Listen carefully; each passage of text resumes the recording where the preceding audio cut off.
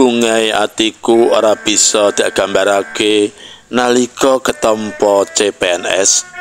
Olehku yata bakti wis sawetara wektu lan wis patutan anak siji. Mula kanggoku ketampa dadi pegawai negeri mujudake kanugrahan kang gedhe.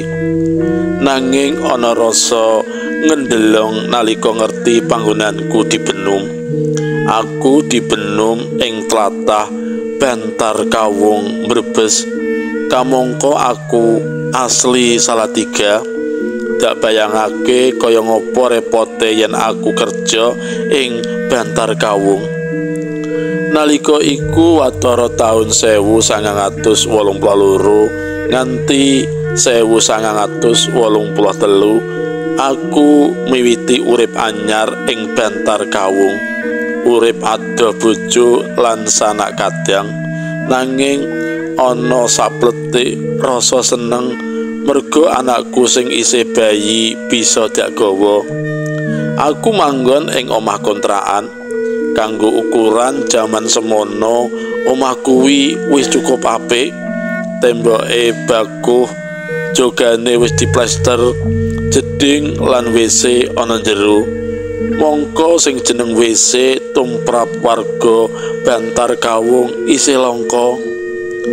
Nalika ngeterake boyongku menyang omah kontrakan iku, ibu ngendika, "Embuh katujukake marang sapa?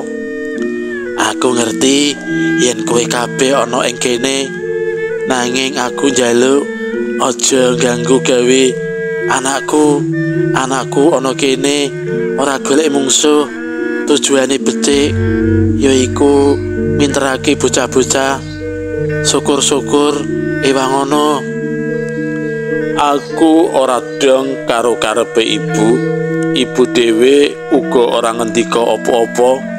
Omah sing maune peteng, singup lan ora kopen iku wusana dadi padang, resik lan resep disawang.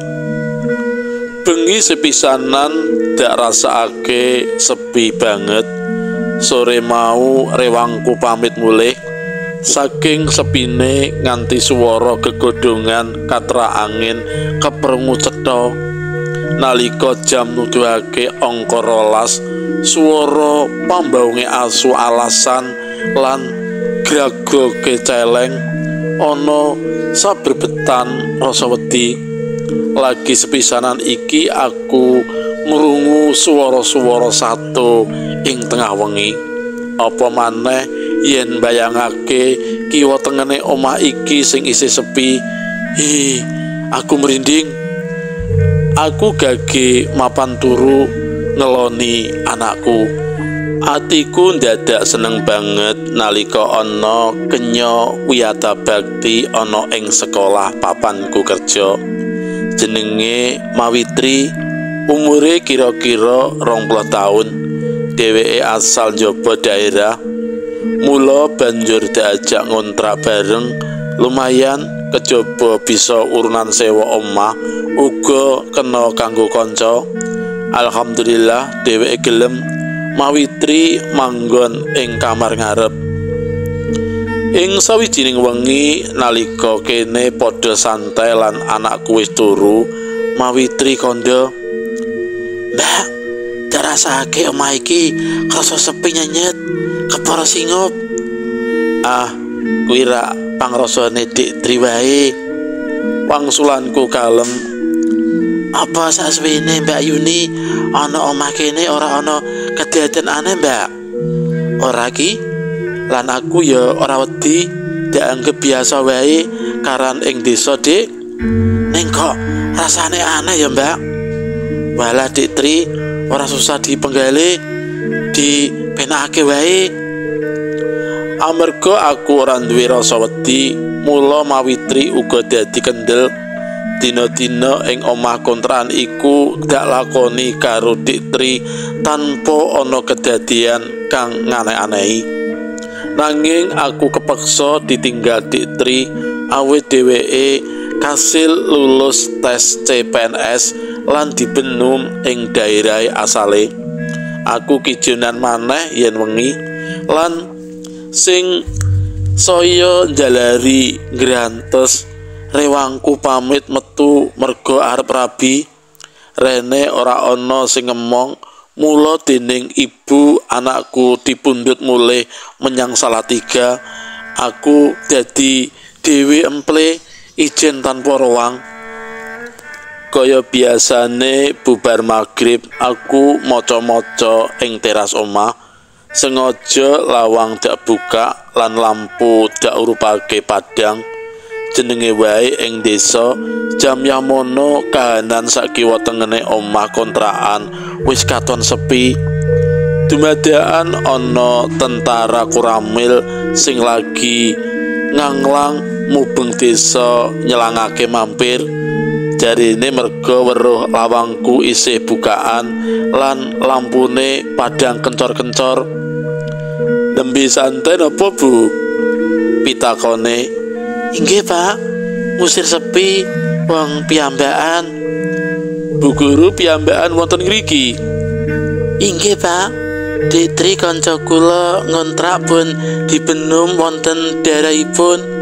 Anak kula dipun mong simbahipun amargi pamongipun pamit medal. Bu, jenengan kok kendel sanget menapa mboten nate manggi kedadosan aeng? Kedadosan menapa ta, Pak? Lho, menapa jenengan mboten pirsa kawontenan griya menika? Mboten, kawontenanipun kados pundi? Menawi kula cerita mangke jenengan ajrih. Mboten, Pak, kepara lega raosing manah kula menawi ngertos kawontenanipun griya menika. Ngeten, Bu. Kala rumiyin ing ngajeng griya niku pernahipun ing ngandhap wit klengkeng kangge ngubur jisimipun anggota DII. Menika rak kala rumiyin to, Pak. Menawi sakmenika kawontenanipun rak sampun rame. Pancen kedadosanipun sampun dangu. Rada sauntara tentara Koramil kasebut nyritakake kahanan omah sing dak panggoni. Sawise bapak-bapak tentara mau pamit, aku ora nrusake olehku maca. Lawang banjur dak tutup lan lampu dak pateni. Aku terus mlebu kamar gagas kedadian apa wae sing dak alami. Saka rumangsaku kok ora ana kedadian sing aneh-anehi. Ora krasa wis taun aku manggon ing omah kontrakan. Aku wis ora krasan. Sing dadi pikiranku dudu wedi manggon ing omah kontrakan, nanging kepriye bisane kumpul karo keluargaku. Pisah karo keluarga iku sing paling abot. Mula kanthi tekad gilik lan kanthi rembug keluarga, aku mutusake metu saka PN. Aku wis ora kuat ngadepi urip kaya ngene. Mula sawijining wektu aku ngadep kepala sekolah sak perlu ngandharake niatku mau. Bu, menapa sampun dipun penggalih saestu anggen panjenengan badhe medal PNS? Eman-eman lho, Bu. Menapa malih jenengan menika menawi kula tingali gadhahi semangat kangge majengaken para siswa. Para siswa ugi langkung gadhahi semangat nyuwun mutasi kemawon ampun medal saking PNS. Akeh-akeh pituture kepala sekolah. Usana apa sing dadi pepenginanku kelakon, aku bisa pindah saka Bantar Kawung lan kumpul dadi siji karo keluargaku. Senenge atiku ora bisa dak gambarake. Rasane mung kudu enggal metu saka Bantar Kawung. Mula nalika ana kanca guru anyar sing arep golek kontrakan omah, kanthi senenge ati dak pasrahake sisane wektu kontrakan sing isih setengah taun lan isen-isen sing dak duweni kayata rak piring, gelas, panci, lemari lan sak piturute. Kanca guru anyar kasebut ana telu. Siji wis keluarga lan duwe anak cilik lan keluargane diajak sisan. Siji isih bujang lan sijine maneh wis keluarga nanging keluargane ora diajak. Kanca-kanca anyar kasebut padha seneng amarga ora usah golek panggonan, wis oleh panggonan apik tur resik. Nanging sing paling seneng sejatine aku. Setahun kumpul kalau keluarga rasane seneng banget. Aku makarya kaya biasane, panggonanku mulang cedhak karo omah. Nuju sawijining dina aku oleh tugas ing tlatah Brebes. Mula nalika acara wis rampung dak koberake tilik kanca-kanca ing Batar Kawung. Kanca-kanca sing wis kaya sedulur padha mapak tekaku kanthi senenging ati. Ana-ana wae critane kanca-kanca. Nanging sing rada gawe cingakku nalika padha nyritakake kahanan omah kontrakanku biyen. Malah Bu Muslihah lan kanca-kanca sing nerusake kontrakanku biyen njaluk katerangan saka aku. Bu, jenengan dhisik kok ora cerita beres wae. Sakjane nalika manggon ing kontrakan biyen nate nemoni kedadian apa wae? Jujur wae Bu, ora usah ditutupi, ngendikane Bu Muslihah. Lah, jane ana apa to Bu? Aku sing ora ngerti kentang kimpule bingung ditakoni kaya ngono. Ora usah ditutupi, jer kanca sak sekolahan saiki wis padha ngerti, sumambunge Pak Prawira. Jane ana masalah apa karo omah kontrakan kae? Wong ya aku ora nate nemoni kedadian-kedadian aneh, medeni utawa nyelawati. Estu napa Bu? Selane Pak Dargo. Estu Pak.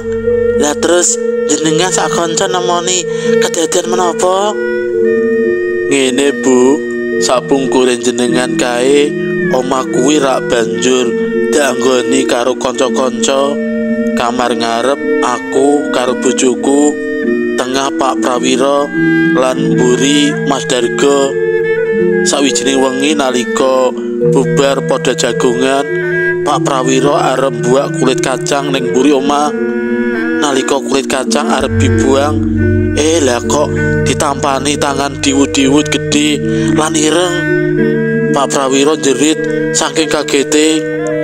Dene pengalamanku nalika tengah wengi anakku sing isih bayi nangis kejer kaya ana sing medeni. Sawise dak waspadakake pranyata kaya ana tangan gede ireng diwud-diwud arep nekek gulune anakku. Ora pisan pindho Bu. Mula aku sak kanca ora wani nerusake kontrakan. Omah kae ditinggal lan kene golek panggonan dhewe-dhewe. Aku gagas apa sing diceritakake Bu Muslihah. Apa aku yo ngalami kedadian aneh yo? Nyut, aku kok njur dadi kelingan nalika isih manggon ing omah kuwi karo anakku. Amarga kekeselen sedina akeh kegiatan, aku turu bleksek. Tujune anakku ora rewel. Ing tengah wengi aku nglilir goleki anakku kok ora ana ing sandingku. Aku kaget nalika weruh anakku ing ngisor tangane sraweyan kaya ana sing ngajak dolanan. Anakku langsung dak jupuk lan dak keloni. Aku nerusake turu maneh amarga aku jan kesel banget. Saiki aku lagi gagas, lah iya bocah isih bayi mosok bisa mudhun lan dolanan ing ngisor. Kamangka aku turu. Tekan semono aku lagi nyadari yen wis nate diganggu gawe. Aku ngurut-ngurutake kedadian wiwitan aku manggon ing omah kontrakan nganti pindah. Aku njur kelingan apa sing dingendikake ibuku nalika mlebu omah kontrakan biyen. Aku ngerti yen kowe kabeh ana ing kene, nanging aku njaluk aja ganggu gawe anakku. Anakku ing kene ora golek mungsuh. Tujuane apik, yaiku mintrake bocah-bocah. Syukur-syukur iwang ngono. Apa iku wujud ulo salame ibu marang sing ora katon ya? Aku ora mudeng, mbok menawa ibu nyuwun idin marang sing ora kasat mata ing omah kontrakan iki, sehingga aku ora tahu diwedeni.